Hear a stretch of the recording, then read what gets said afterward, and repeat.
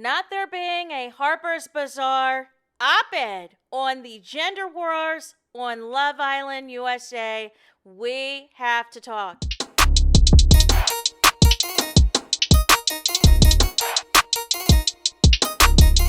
Hey there, it's Anonymous Tea, where we spill the tea anonymously. Hello, everyone. Hello, YouTubers. Hope you guys are all having an amazing day today, sending good vibes, sending positivity, sending blessings, and good energy to each and every single one of you. Thank you so much for tuning in. So, anything I say is alleged and in my very, very personal opinion. This is for entertainment purposes only. None of this is personal. The Copyright Act of 1976 is in the description box. Some meat and potatoes, some housekeeping items. So, today we are talking Love Island USA Season 8 postseason. That is the gift that keeps on giving, you guys. Housekeeping things. I am still working on my Big Brother reviews and also Married at First Sight. And I believe the ultimatum comes out this week as well. I haven't forgot about y'all. It is just that there is a lot of Love Island USA that is going on, as well as I still got a main channel and other things to take care of. You know what I'm saying? But I wanted to bring this article to you because I feel like we need to have the conversation, right? So Harper's Bazaar has put out an article that says the following: what Love Island USA says about today's gender wars. Season 8 of the widely popular show saw a troubling descent in male supremacist behavior and a satisfying rejection of it. Warning: major spoilers ahead for Love Island USA Season 8. At the end of Sunday's finale of Love Island USA Season 8, it came as no surprise when 22-year-old Trinity and 30-year-old Bryce were announced as the winners after being voted America's favorite couple. After all, theirs was a swoon-worthy love story, a slow burn friends to lovers fairy tale where both parties took their time establishing a romantic connection that by the end resulted in one of the season's only true quote-unquote boyfriend and girlfriend relationships. Across the season, Trinity rose through the ranks to become a bona fide fan favorite. Right now, she is the only Season 8 Islander whose Instagrammy followers have surpassed the 2 million mark, and Bryce, with his lost puppy effect, did plenty to warm the hearts of America. But the win felt expected precisely because the pair's loving relationship was such an outlier on an otherwise bleak season. Love Island, a show where an endless stream of men and women couple and recouple in the eventual hopes of finding the one, has never been the pinnacle of respect for women. But on Season 8, it felt as if new levels of male chauvinism has taken root inside the villa, as cast members like Casey, Sincere, Corbin, and Zack Attack were shown treating their female co-stars with blatant misogyny. It felt like the show was mirroring our continually developing heterosexual dating landscape. If reality TV offers a window into our collective psyche, this is one that showed an undeniable rise in male entitlement and a deepening rift between the genders and offered a rare opportunity to reject it. Love Island USA, a spin-off of the UK's decade-plus running Love Island, is trash TV at its most addicting. Unique for his quasi-real time airing, where viewers watch events that played out just a day or two before, the series has grown into a true water cooler juggernaut over its last few seasons, reliably drawing viewers in the millions despite airing 6 new episodes each week. Every day but hump day, goes the familiar saying. It would be easy to credit the show's popularity to its embrace of petty drama, crash-out fights, and bottomless supply of 20 hot somethings. But Love Island USA also stands out for its appeal to the audience participation, where viewers get to feel like a part of the show by casting votes that directly impact who gets to stay, who is forced to leave, and eventually who wins that 100 thou wow, who wins that 100K, right? Kada, this is a picture of all of the girls as I'm reading the article. For the uninitiated, the Peacock original series follows a relatively simple structure. Each season kicks off with a group of OG Islanders, usually an equal number of young men and women, who immediately couple up based off of challenges and one-on-one chats meant to test chemistry and compatibility. As the season progresses, producers send in bombshells who enter the villa, hoping to build a connection with one of the already coupled up Islanders. Occasionally, cast members are given the option to stay paired with their current partner or ditch them for someone new. Any Islander not in a couple is declared single and vulnerable, at risk of being dumped from the island. Which is to say that in its purest form, Love Island has always necessitated some form of continuous exploration, as it's called on the lingo-dense show. Though it is about finding love, the series has never lent itself to any ideal of strict monogamy. Even the challenges themselves, where kissing, touching, grinding, and exchanging any number of bodily fluids with people outside one's current couple is par for the course, are deliberately sexualized. By design, it is shamelessly lavish. But exploration doesn't have to entail disrespect. And that is where the men and women of Season 8 seem to be ideologically split.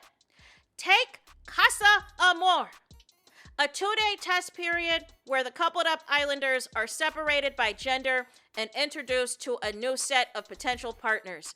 It is a time where an exploration is not only encouraged, it is expected. This season, the women entertain new connections while also being mindful of the bonds that they already had built. Meanwhile, nearly all the men threw caution out to the wind at the first chance they got. There was Corbin asserting that he was, quote, going back with somebody different before he even had a real conversation. There was Sincere, barely recovered from the messy triangle he previously formed with Melanie and Sol, like he was being paid to do it. KC made a petulant comment during one of the challenges about, quote, how the girls are just really giving all the Casa guys at the villa what we should have been getting. No. While Corbin joked about how the women in Casa felt like, quote unquote, college girls compared to the, quote unquote, high school girls they previously had been coupled up with. Those were, all adult men. Suddenly, they were the ones behaving like high school boys in a locker room. While it may not have been apparent to the Islanders in the villa from the outside looking in, it was impossible to separate the manner in which these men talked about women from the red-pilled manosphere logic. That, thanks to personalities like Clavicular, has extended beyond the reaches of right-wing circles to infiltrate even the most mainstream online spaces. In the last few weeks, there had been significant online chatter about this. Even The View dedicated a segment to discussing it. Whether directly or indirectly, many of today's young men, which Love Island's mostly early 20-year-old somethings definitely qualify as, have been shaped by an increasingly pervasive anti-feminist philosophy that paints them as both the prize and the victim. Thank you. Women should constantly be trying to earn the men's love. And if not, they are blocking them from reaching their full alpha potential. And to establish their position at the top of the food chain, men are encouraged to follow a set of guidelines, almost all of which involve the mistreatment and disrespect of women. These behaviors could be spotted all season. KC's constant need to bring up the fact that he wasn't chosen by any of the women Islanders in the first challenge as justification for his future philandering mirrors classic incel victim logic. Zach attacks habit of withholding affection from his partner, Kada, when he was annoyed, like refusing kisses or threatening not to cook her breakfast as some form of punishment. Felt like textbook emotional manipulation. Even when the contestants were speaking about people they supposedly wanted to be with, the red flags couldn't be ignored. Sincere spent the finale praising Melanie for being so quote-unquote patient and resilient, celebrating his partner's willingness to repeatedly forgive his transgressions. And KC explaining his reasoning for wanting to make Tay, his girlfriend, noted how, quote, she's literally shown me that she is worthy to be my girl. No. But the most egregious example of this has been thoroughly dissected was movie night, when edited clips of individual islanders were broadcast to the entire villa, revealing private conversations and clandestine encounters to the wider cast. As is bound to happen, both the men and women were exposed for less than flattering conduct behind closed doors, and both sides responded in turn. But the men's insistence that they were the victims of a double standard when the women chastised them for how they explored, namely the things that they said behind their partner's back, revealed a fundamental misunderstanding about the gravity of their actions. Sure, Anaya Harvey may have swooned over Carl, but unlike KC, she did so without name-calling, as KC did when he labeled her a grandma for not wanting to get intimate yet. For many of the men, being given free rein to test their chemistry with new women wasn't enough. They had to disparage the women they were previously coupled up with to justify their actions. This isn't meant to be a screed against the men. One can't ignore the outlier case of Kenzie, who at two different points during the season was entertaining two different men at the same time while telling both parties what they wanted to hear, whether or not it was actually true. But while Kenzie was relatively quick to apologize and take accountability when called out, many of the men initially refused to admit wrongdoing, exposing their own entitled double standard. Of course, nothing is true for everyone, and that is why Sunday night's finale results felt like a bright light at the end of a very dark 36-episode tunnel. After a frustrating season of overt misogyny playing out, America's decision to reward a couple whose love story felt aspirational, and more consequentially, a man whose behavior didn't feel inspired by an Andrew Tate how-to guide, represented a conscious repudiation of the MRA-inspired rhetoric that many seem to infect almost every other man in the villa. By all means, Bryce represented the platonic ideal, let's not get too carried away, of modern-day manhood, sensitive, emotional, gentle, caring. For what it's worth, reality TV has long been a culprit of normalizing bad behavior.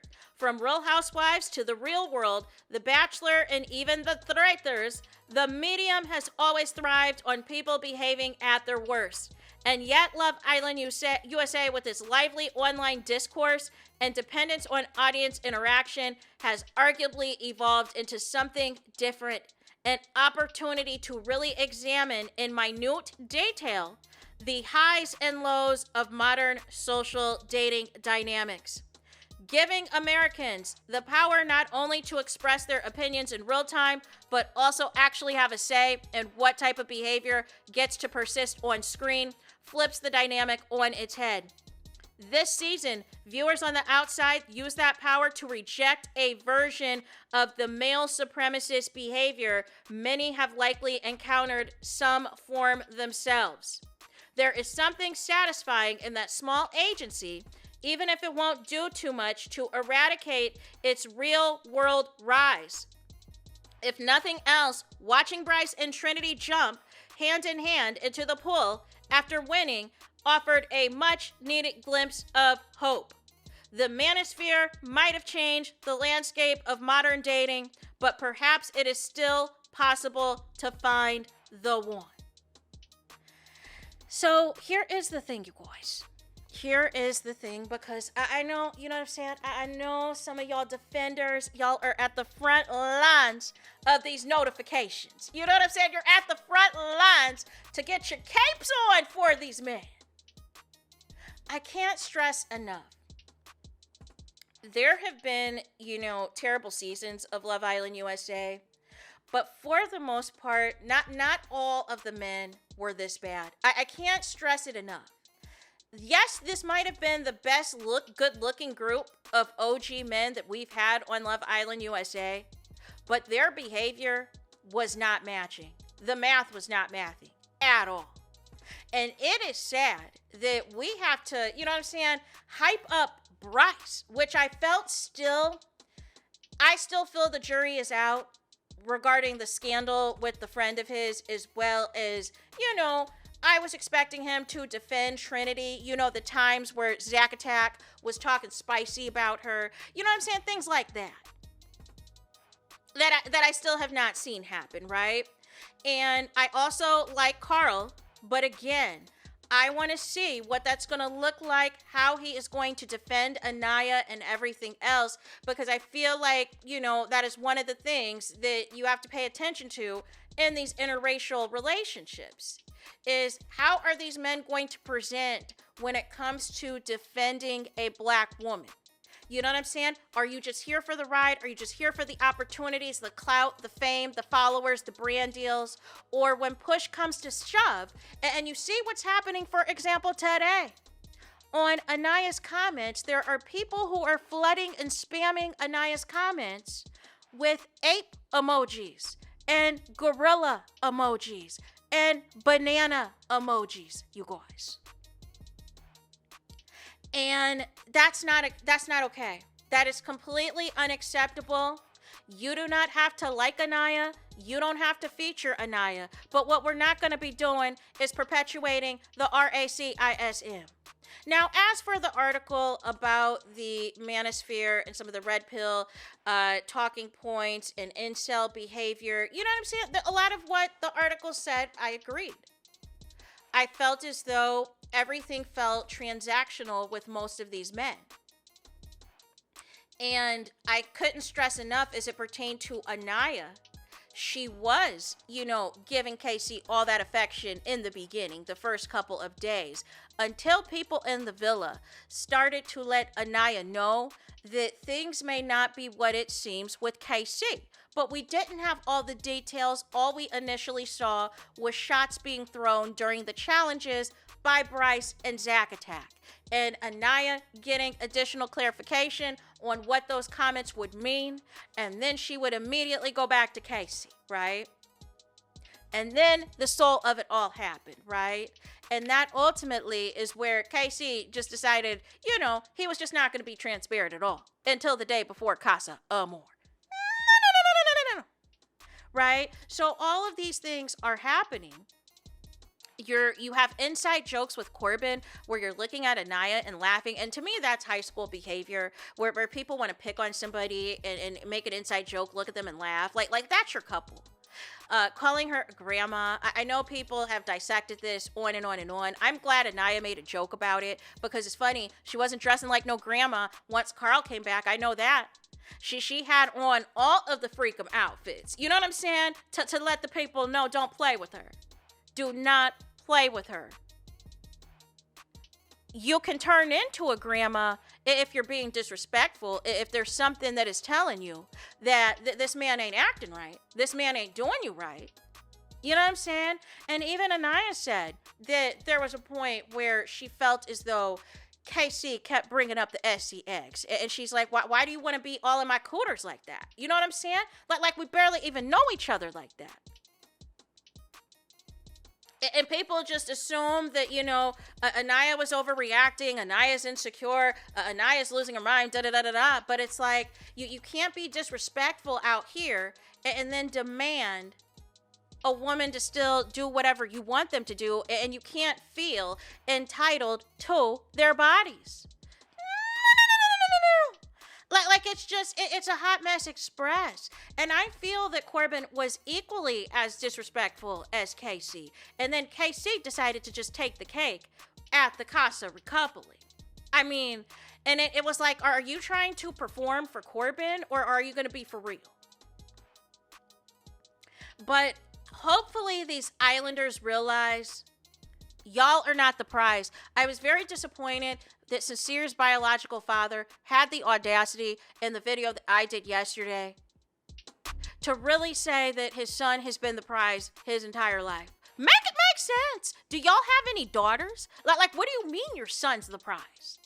Who says something like that? I you know what I'm saying? And the problem is, when you treat the man like the prize, they're going to do whatever the HELL they want to you.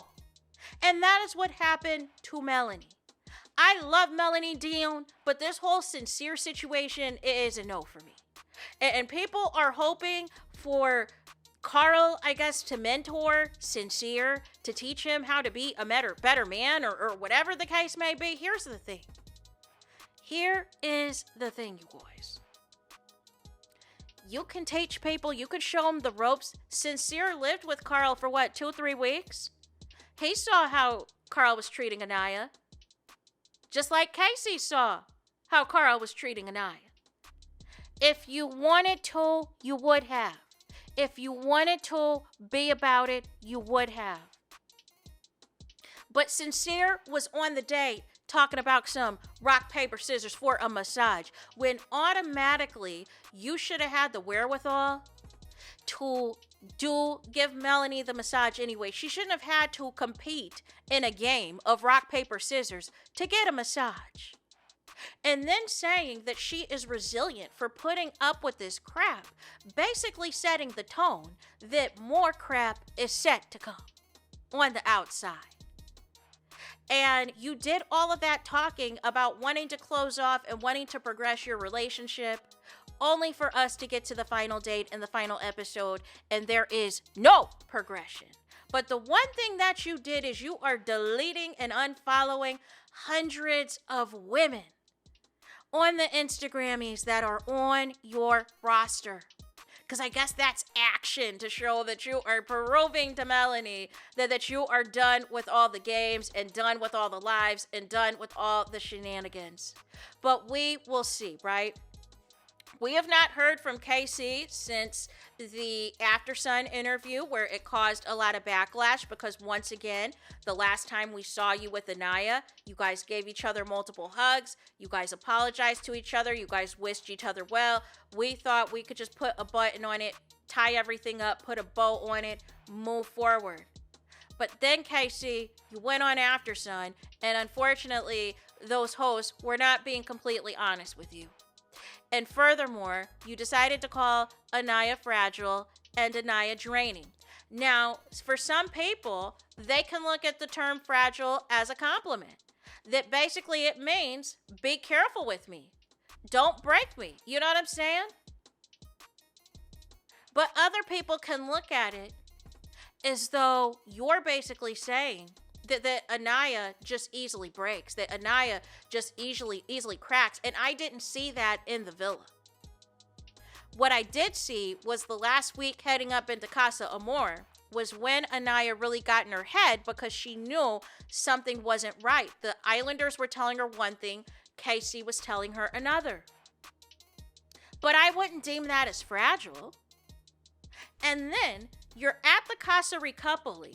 You are thinking all of the time that you put in, the 3 weeks that you put in with Casey, and you believed that nonsense of a letter from him. You thought y'all were going to be locked in. You thought that even though he is still pressed and stressed about not being picked day one, that he was going to come back single. And y'all could continue to grow your connection. And then he played in your face and let you know, absolutely not. Now, I still stand on the fact, I think Casey, for all intents and purposes, had full intentions of trying to see if TT and Anaya was going to fight for his affection. and then he would decide at the end of it all what he was going to do. It felt like maybe he was attempting a Cordell type of a game, but I need people to keep it a buck with Casey. He was at the top of the polls with Anaya the first couple of weeks until he started being weird. And in order for you to have a Cordell type of arc, respect is at the top of the list. Not allowing any other man to talk crazy about your girl. Not making crazy comments about her behind her back. But it was never going to work. It was never meant to be. They looked great together as a couple. It was nice when they got along. They did have sparks when they got along, but unfortunately it just wasn't meant to be because they couldn't communicate well. But you see, Neil, Anaya's not displaying any of those characteristics with Carl. She's so happy. Karnaya, you know what I'm saying, in 5. She is extremely happy. She's obsessed with that man, and Carl's obsessed with her. So I'm really excited for what is to come. Sometimes, unfortunately, yes, everybody wants black love, but not everybody wants struggle love, you guys. And unfortunately, that is what happened, and we couldn't have that. So we have Casey and Tay, but again, I don't even know what's going on with them because ultimately, I guess Casey and Soul had followed each other, y'all. And Casey and Soul have since unfollowed each other. So I don't know if Casey saw Soul's After Sun interview or if Tay nipped it in the bud that you're with me. That you're with me and don't make me have to make use of my restraining orders. But anyways, y'all, that is it for this video. What do you think of the piece from Harper's Bazaar about the men on Love Island USA this season and the level of disrespect that they displayed to these ladies? And the one thing as the reason why an intervention had to happen with these votes is that we couldn't allow a situation where potentially some of the worst disrespect was able to, you know what I'm saying, be a finalist for the 100K. Because like I said, Zach and Kato were never winning, and Melanie and Sincere were never winning. But they had to be there, unfortunately, so that we could ensure the dub for Brinity and Karnaya. So that is it, you guys, for this video. I need y'all to do me the biggest favor and do y'all biggest one, and that is to hype the video. Hype the video, please. There is that. That is it. That is all. It's toast. It's final. It's finito. It's the end of the road. It's the end of the line for this video. Let me know your thoughts in the comments. Please do not forget to like, comment, and subscribe. Hit the notification bell so you're notified the moment I post the content on my channel. And with that being said, I'll talk to you guys again very soon.